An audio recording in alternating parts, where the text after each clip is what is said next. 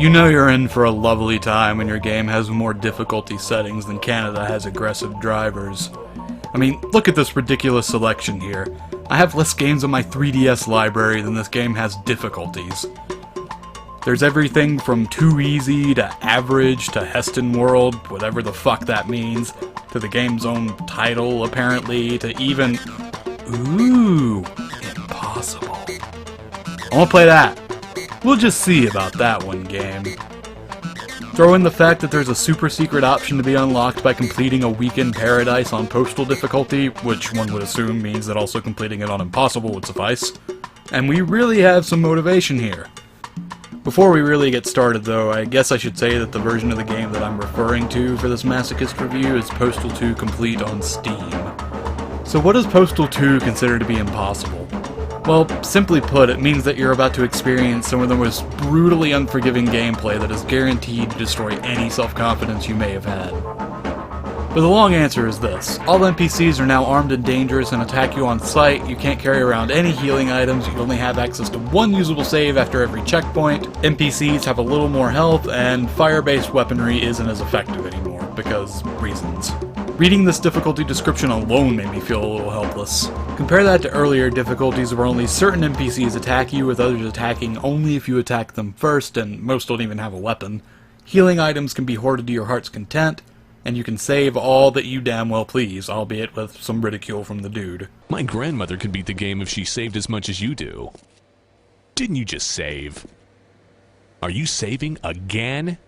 While this all sounds pretty scary at first, if you took the time to play through some of the previous difficulties, you'll find that they all served in some way to help prepare you for the final challenge that is impossible. Lever mode through Maniac served to get you familiar with the basic gameplay while slightly upping the difficulty in each iteration. Heston World gives all NPCs weapons, with Insano giving them better weapons. They Hate Me makes all NPCs that have weapons attack you on sight. Postal gives you all of the aforementioned hurdles, and Impossible just gives NPCs slightly more health and makes them slightly less susceptible to fire. I like this method of difficulty progression. In this way, Impossible feels more like a test of what you've learned up to this point rather than simply a jump in difficulty. You go, girl. The very beginning of Impossible is one of the hardest points of the game. You start off with a shovel, and if you go into the very first house you see, you'll get a stun gun, which, while it's a nice little tool to have, all it does, as the name may suggest, is stun enemies.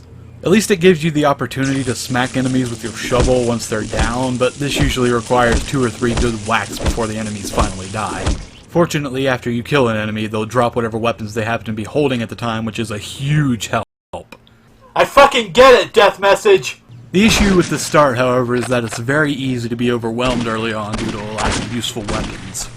It also doesn't help that nearby enemies are alerted by the sound of the stun gun and the lovely sound of metal on skull. You'll most likely experience many deaths before finally finding a useful strategy or get lucky with a weapon drop. Speaking of weapon drops, the arsenal that you can accumulate gets pretty ridiculous pretty quickly.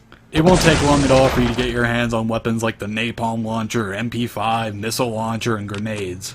You'll be mainly holding out for the fire and explosion-based weapons, and a little later on, the instant-kill melee weapons. Anyway, when it comes down to it, completing your tasks for the day becomes an epic battle for survival as you move through the streets of paradise. Everyone wants you dead, and they'll use any means necessary to make that happen. Every move that you make is tense because every person that you see, or unfortunately don't see, is a threat, and that's where this handy little radar thing comes into play. Introducing the Bass Sniffer, or ass sniffer. Impossible difficulty comes equipped with a permanent radar, which, while not always honest with you, is a pretty big help. Enemies around you will appear as white fish, which turn yellow when they're suspicious of your presence, and then they'll turn red when they're actively seeking you. Why a fish finder would have the last 2 features, I have no fucking idea, but I guess fish are more dangerous than I thought. With a little bit of help from this radar, you can plan all of your movements accordingly to avoid any unnecessary confrontation. Combat on Impossible is absolutely terrifying due to 2 factors. 1, you can only save once after every checkpoint, and 2, you can't carry around any healing items. Because of this, every little bit of health you can save by not being a complete fuck-up by avoiding unnecessary damage or being clever in your approach to combat can be very rewarding. But if you're willing to put in the time and effort, you may find that healing items aren't quite as rare as you may have initially thought, and body armor is fairly common as well. Healing items are pretty easy to find in buildings, and enemies even have a chance of dropping anything from donuts to health pipes. In this way, combat can be its own reward if you engage enemies efficiently. The difficulty as a whole remains more or less consistent throughout the first 5 days, though it arguably becomes ever so slightly easier when you are able to get your hands on one of the instant kill melee weapons. Over time, you'll get a sense of the best buildings to scavenge, the safest routes to take, and the best way to deal with enemies. And no, before anyone asks, you can't get the cop's uniform from the police station. It's just sorta gone. But on the plus side, this means that the petition task on Tuesday is removed, so, you know, yay!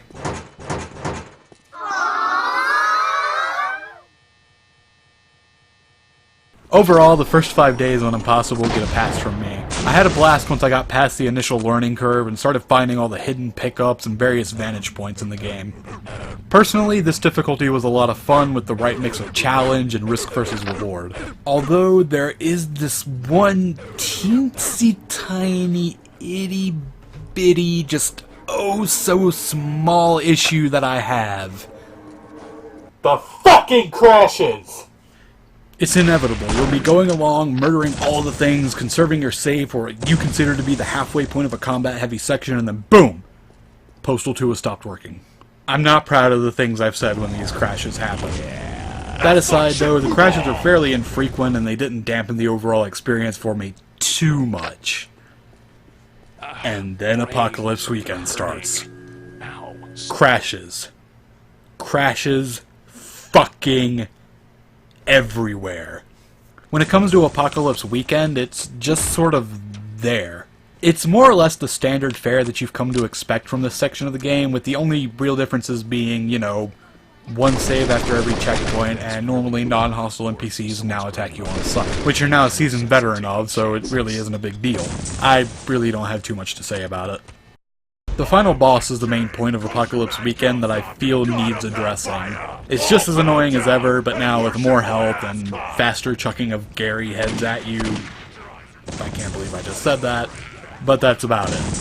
Oh, and the transition from the bridge to the final boss doesn't trigger a checkpoint, which means that you'd be better off completing the bridge all in one go, and then saving once you reach the boss. It's kind of infuriating. Anyway, that's pretty much all I had to say regarding the difficulty of Impossible in Postal 2. As you've seen from the video itself, it isn't entirely impossible, just a little soul-crushing at times. But the rest of the time, pretending Apocalypse Weekend isn't a thing is really fun. And for all of its flaws, I had a pretty good time playing it once I got a handle on item locations, sneaky sneak tactics, and how to manipulate the AI. And that brings me to butt sauce. Learning the map, while not entirely vital, is definitely a big help when it comes to playing Impossible difficulty. Knowing where to find lots of ammo and health pickups gives you a nice advantage, and familiarizing yourself with each portion of the map makes it easier to complete every task in the safest manner possible. It also helps to learn the locations of various enemies and the combat-intensive parts of the game, which you'll probably end up doing without even realizing it anyway.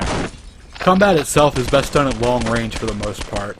Enemies have a harder time hitting you, and if you're able to start shooting an enemy before they see you, then you'll more than likely end up killing them before they can even pull out their weapon. For more up-close and personal sections, the shotgun becomes your best friend. It kills most enemies with one shot to the head at close range, and when used in combination with the radar, you'll find yourself hiding around corners just waiting for enemies to poke around only to get blown away. And this becomes a lot less stressful once you get your hands on some of the instant kill melee weapons. The strategy remains more or less the same, but dismemberment becomes the main outcome for enemies. You'll also find yourself relying heavily on fire-based and explosion-based weapons as the game progresses, especially when you get to Apocalypse Weekend. Fire becomes a little more dangerous to use because enemies who are lit on fire will run straight at your flammable face, but it's still an effective crowd control tactic. Explosives serve to kill most enemies in 1 or 2 hits, and with all of the grenades and missile fuel enemies drop, there isn't much of a reason to be stingy with the stuff. Catnip and doggy treats become invaluable tools to be stockpiled and used in emergencies. Doggy treats, while being useful for recruiting canines to fight for your righteous cause, can also be used to heal for 1 HP per treat. And with the insane amount of doggy treats that you can accumulate, they can be used in tight situations to prevent a death, or even just to heal yourself completely in the final boss battle. And even more useful, catnip can be used to slow down the world around you while retaining your normal movement speed, and make otherwise difficult situations much more manageable. And there's also one more thing that's sort of just weird. In the performance options, you can change the number of bystanders per area to any amount between 0 and 30, meaning that you can slightly alter the difficulty even further so you have less potential enemies to deal with.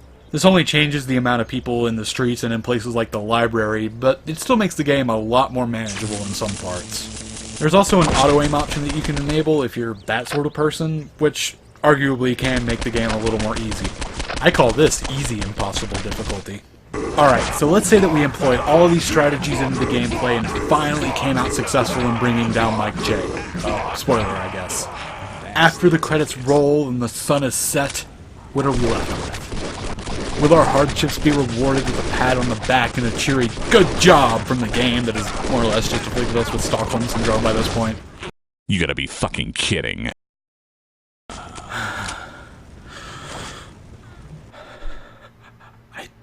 I did it. I did it! Alright, game. Wow me. Yes, I know cheats are available. I unlocked those the first time I beat the game. What else do you have for me? The fuck do you mean that's it? There has to be something. What about the locked option? No, it isn't available. Did I get an achievement and not realize it? The fuck do you mean there isn't even an achievement? I don't even get the one for completing the game on Postal, huh? Even though I went above and beyond the fucking Call of Duty and completed the game on a difficulty higher than Postal? No? Nothing? Maybe I have to go in-game to get a reward? No. So, there isn't a goddamn thing that I get for this. Nothing. Nothing at all. No, it's fine. I don't even fucking care. No, it's fine. I don't fucking care. It's fucking bullshit. That's what it is. I don't give a fuck. It's fucking retarded. No. It's fucking stupid. I have never been so pissed off at the end of a game in my life. No "you done good" from the game, no achievement, no unlocks, no witty last words from the dude. Nothing. I would have been happy with one of the developers appearing on the screen at the last second and masturbating for 10 minutes. Just give me something. I thought maybe I'd get the rewards for completing the game on Postal difficulty since, I went one higher, but I guess the game doesn't work that way. So now I'm going to be spending even more of my life playing on Postal difficulty just to see what the reward is. What you talking about, asshole? All things considered, Postal 2 on Impossible is a really fun play worth at least experiencing if nothing else. Despite things like crashes and Apocalypse Weekend being about the same that it's always been, it's worth looking past. Plus, you don't even have to play Apocalypse Weekend if you don't want to. And the lack of any kind of reward is kind of a buzzkill, but, there's the satisfaction of knowing you beat the game on the hardest difficulty. And there's also the very real feeling of completing a very difficult section after many, many, many attempts. And hey, there's also replay value in that you can change the amount of bystanders and toggle aim assistance. So it's kinda cool. If you're looking for a first-person shooter challenge, then I'd definitely recommend Postal 2 on Impossible, or even just on Postal difficulty. They're both a nice challenge. And as always, thank you guys for watching, and be sure to check back at various points in your life to see if this channel is updated with any new content, because I'm kinda bad at doing that. Anyway, my name's Serivich, and I will see you eventually. Well, if you stuck around this long, that means that you either really wanted to see what this last bit of video was, or you have it playing in the background while you do something else. If you haven't done so already, I'll go ahead and ask you to subscribe to keep up to date with whatever's going on with my channel, and maybe even drop a like if you enjoyed the content. Anyway, I want to direct you to another couple of videos that I do. One is in the same format as the Masochist review, and another is a completely different series that I do called Region Locked. The Masochist review that I will refer you to is the only other one that I have, and that is the Elder Scrolls V Skyrim on Legendary difficulty. And the other video that I'm going to refer you to is the only other video on this channel that isn't the trailer, and that is my Region Locked episode for Tenchu Stealth Assassins. They're both on screen now if you want to click on them and be whisked away into another adventure, and they're also down in the description if, you're on a mobile or whatever. There's also another link on screen and also down in the description that you can click on to take you to one of my favorite videos by one of my favorite content creators ever.